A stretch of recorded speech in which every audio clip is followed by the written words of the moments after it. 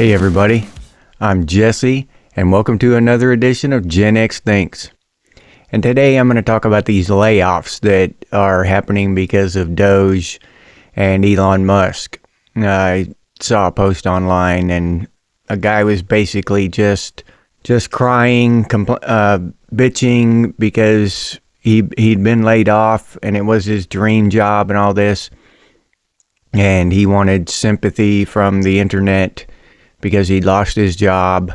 And don't get me wrong, I'm not unsympathetic to these people who are being laid off. But at the same time, waste is waste. Okay? It might not be their fault, the actual individual who's being laid off, but in the bigger scheme of things, it doesn't matter. We can't keep robbing the taxpayer and wasting taxpayer money because, these are good people who are getting laid off and they didn't deserve it. Okay, well, I don't know what they expect, because if you think about it, all of these layoffs, these jobs are completely unnecessary. Nothing is going to change. International trade isn't going to come to a screeching halt. The government isn't going to shut down. Nothing. There are no repercussions from these layoffs, except to the people who are being laid off. Everything else is going to chug along just fine, as if it never happened, because the jobs were completely unnecessary. A lot of them, the guy said in the post I read, the guy said he lost his dream job. Yeah, that's everybody's dream job, to get paid for literally doing nothing. All you have to do is set your computer up so it checks in every once in a while. You're working from home, and you're not really working. You're employed from home, getting paid to have your computer just check in for you once in a while. You can literally go get another full-time job and just have a double income. So yeah, that's everybody's dream job, is a not job, a nothing job, just getting paid for doing nothing. Yeah, I'd take one of those jobs. So I have some sympathy for these people, the ones that were actually doing something, but from what I understand, most of them worked from home. Like 80 to 90% of them worked from home and contributed hardly anything to earn their salary. So I don't even have much sympathy at all for those people. But this whole thing, and it's people are sharing that on the left to make it seem like Elon Musk and Doge and those of us who are supporting them, that we're all bad people, right? We're villains because this guy lost his job. Well, that's just logically, that shit just doesn't pan out. If somebody sold me a lottery ticket and then I try to cash it in and it turns out to be a fake, right? Now, should I get the money? Should I still get the money for it, even though it was a fake lottery ticket? Right and wrong, yeah, I got screwed, but other people shouldn't have to pay for that.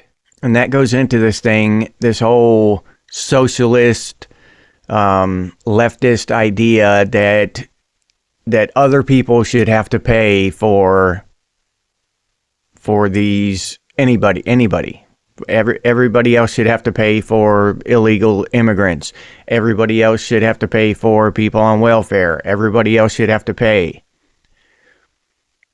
The downfall of that is everybody can't just leech off the system.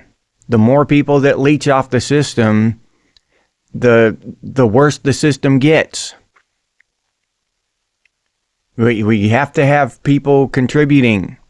And when you force people to contribute, now you're talking about theft. You can't put a gun to somebody's head and say, you have to pay into this system I'm going to take your money and I'm going to give it to another person, and that be okay in a democratic society, in a constitutional republic, and that's just straight up socialist communist shit. And that's all that is. They fill the government, this bloated government, with all these government jobs, and all that is, it's the exact same thing as welfare. They didn't even have to go into the office anymore. They got paid a lot more than welfare recipients, yeah, but it's the same thing. It's taxpayer money. I'm glad to see them get cut. I'm glad to see the fat get trimmed off of this damn bloated federal government of ours. It should have happened a long time ago. They never should have been hired in the first place. That's where the wrong was done, in the hiring of that person in the first place, not in the firing. The firing was right. The hiring was wrong. That person should have gone out and got a real job. If that person hadn't, if some 3-letter agency hadn't just created this vacancy, right, created this position and hired that person, then that person would have had to go into the private sector and get a real job and actually do something for a living. And contribute. Not leech off of the taxpayer for a living, actually contribute. They might have actually created something, or maybe they would have created their own business or something else. So Elon Musk did the exact same thing with Twitter when he changed it to X. He went in there and he cut away, I think it was 80% of the workforce, just fired them. A lot of them quit, but got rid of 80% of the workforce. And X now is running along smoothly, making money, doing great. Everybody loves it. It's a great platform to be on. And that just shows you that all of that excess waste, that excess labor is wasteful. It's detrimental to the system. You can do the same thing in the federal government. You could get rid of 80% of those people, and the government would run better. Not only would it not ruin the government, it would improve the government by miles and miles, because it would be streamlined. You would have less people arguing and bickering about different ways to do things, less people with attitudes and wasting of time and all this shit. It would get streamlined and shit would get done. So like I said, I'm not without sympathy for these people losing their jobs. It's probably not a good experience. But at the same time, they had it coming. I mean, it was coming. It was either that or we just keep going toward this cliff, this economic cliff, and then fall off, and America would implode like Venezuela, because this federal government was not going to start getting smaller on its own. It keeps growing and growing, exactly like a cancer. I mean, that's the only thing I can compare it to. You can't just let cancer go and expect it to just halt on its own or start retracting on its own. You have to cut into the body and hack it out of there. And that's what Donald Trump has done with Doge. And there's, like I said before, there's going to be some pain. And these federal workers are feeling the pain now. And they are going to enter the job market, and by necessity, that will make the employment go down, or the unemployment go up. It's by necessity. But presidents in my entire lifetime, they've inflated their employment numbers, their job growth numbers, by hiring thousands and thousands of federal employees, government employees, you know what I mean? And just growing the government, which is the opposite of what needs to be done, because that's just more of a drain on the fewer taxpayers. But on paper, it looks good because they have jobs. But these jobs do not contribute to the economy. They leech from the economy because these people are not creating anything. They don't create anything to sell. They just don't create anything. All they do is create regulations and shit and make it harder for real people to create things and to sell things and to do business. They get in our way of strengthening the economy. Make it more difficult for us to make money with their regulations and their red tape and their codes and all this shit.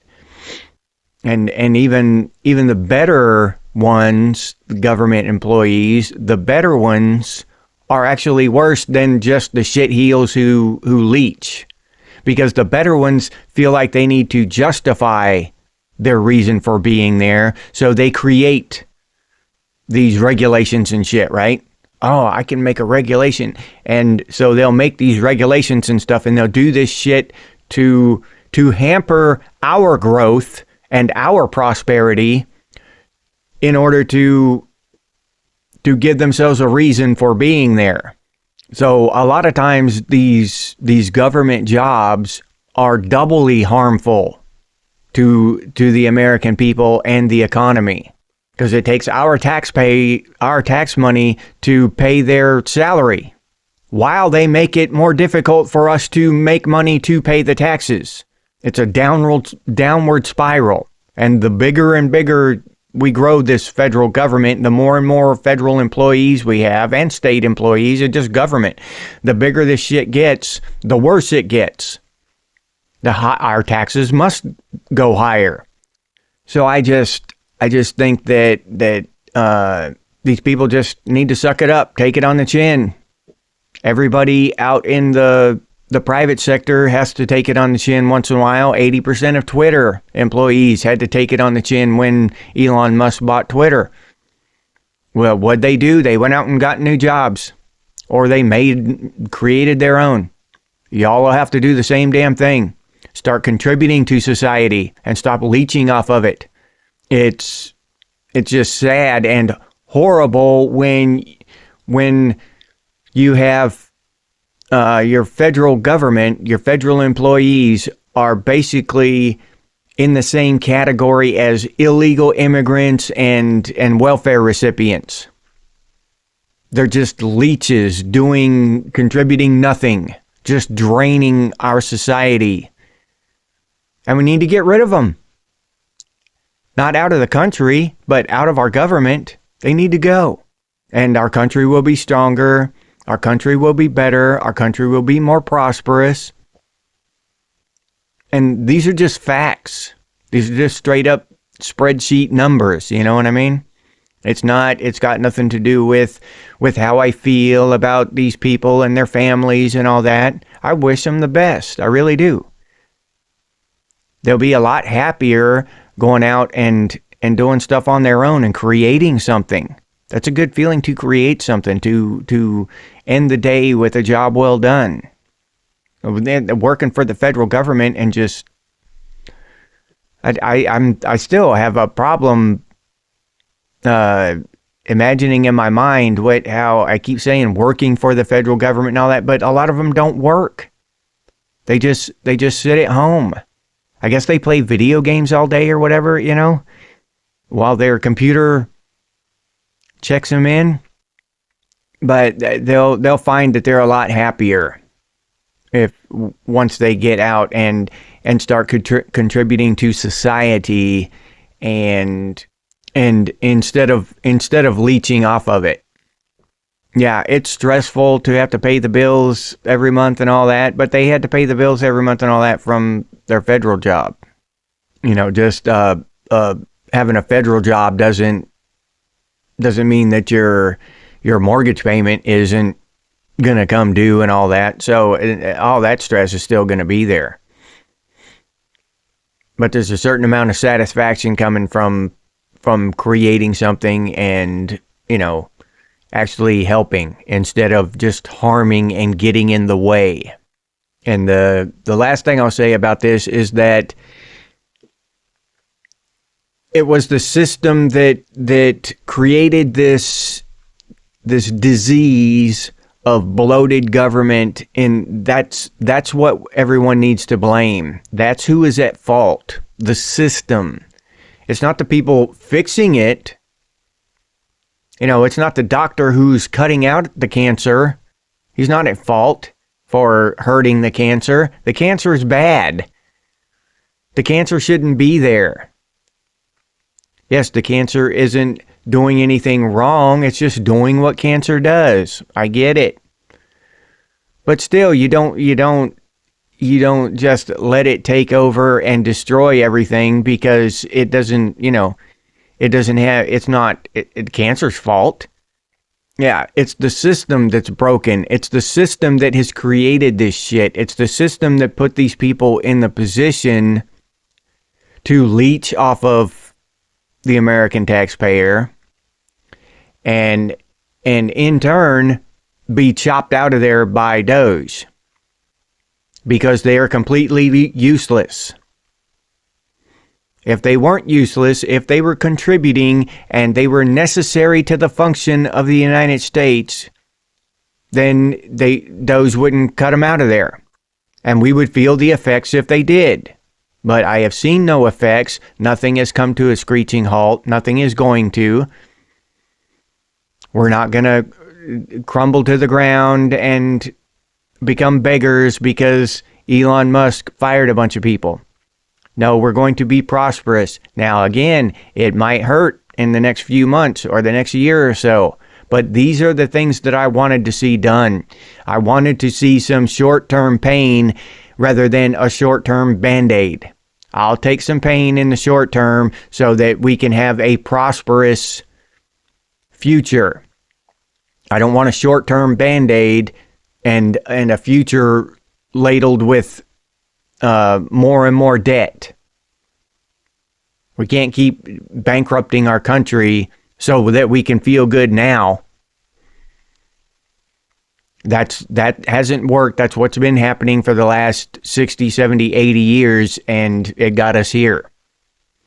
We need some real structural changes, and they need to be carried on into the future. And I'll leave you there with that. If you enjoyed this episode, please like, subscribe, and comment. If you'd like to support the channel by becoming a member, I'll leave that link down in the description. Or you can head over to the channel page and become a member that way. If you'd like to support the channel directly, you can do so by clicking on that super thanks button down there. Or you can head over to Buy Me a Cup of Coffee and buy me a cup of coffee. I appreciate those of you who do that. Thank you very much. If you're interested in Gen X gear, we got some pretty cool stuff over there at Redbubble. Gen X Thinks and Gen X branded stuff. T-shirts, coffee mugs, stickers, all kinds of cool stuff. But I'll leave that link down in the description as well.